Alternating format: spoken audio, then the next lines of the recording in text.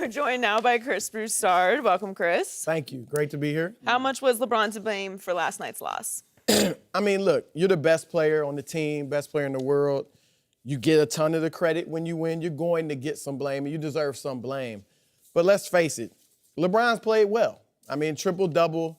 You mentioned his stats. He didn't settle for the jump shot. He only took 3 3-pointers. He attacked the rim. We know he had 14 assists, but he set guys up for open looks and they missed. So, look, if you want to say he wore down toward the end, I can get that because he's used to playing big minutes, but not at this pace. And he's used to playing big minutes, but if you notice during the regular season and the playoffs, he doesn't usually guard the best perimeter offensive player. That allows him to roam and coast and pace yourself. And if he does guard the best player, it's not a very good best player. Exactly. It's not Kevin Durant. Yeah, right. Exactly. So he has to guard him for the most part, full time, and then have it on the offensive end. So I do think he wore down. If you want to say he could go in the post more, okay, he can go in the post more. But they have much bigger problems than the play of LeBron.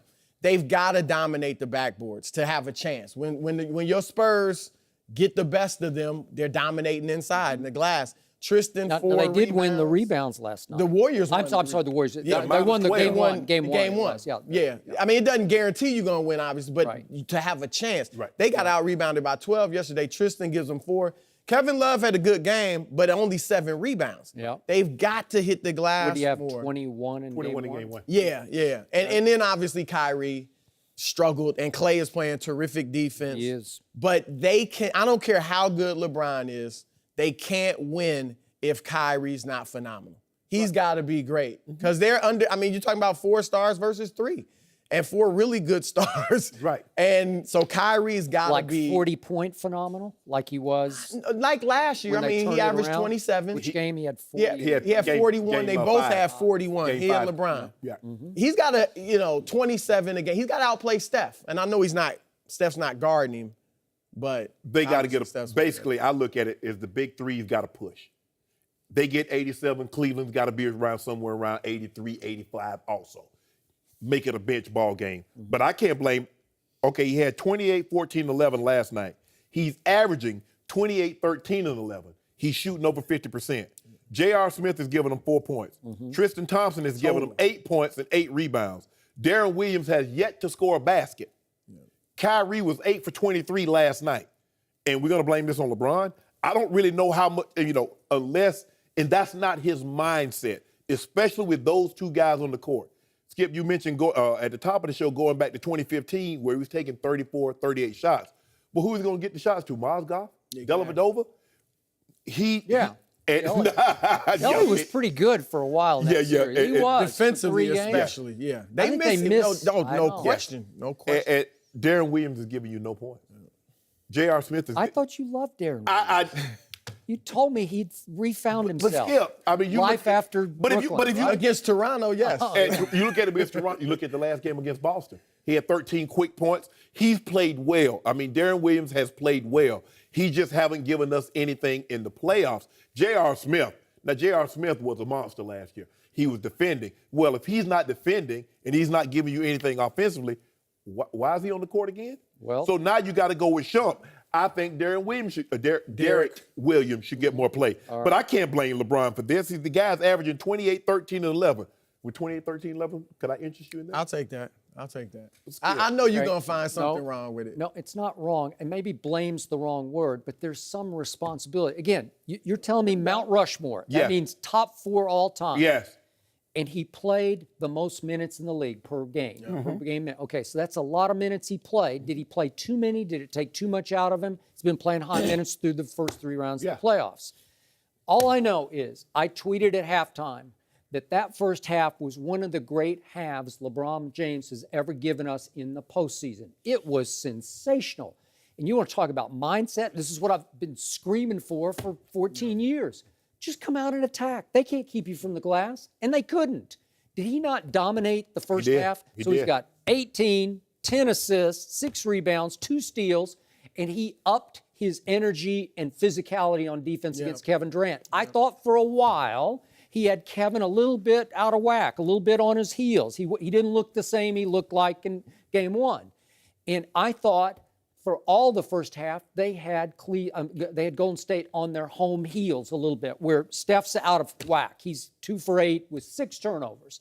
And it's a 3-point game at halftime because LeBron attempted 0 3-point shots in the first half. He attempted 0 mid-range jump shots in the first half. They was at the basket. He did what he did in 2015 when that was an awesome run. I was on TV saying that's awesome because those first 3 games, 2015, the first time around against Golden State, he's lost Kevin Love in the Boston series. Then he loses Kyrie in overtime of game 1.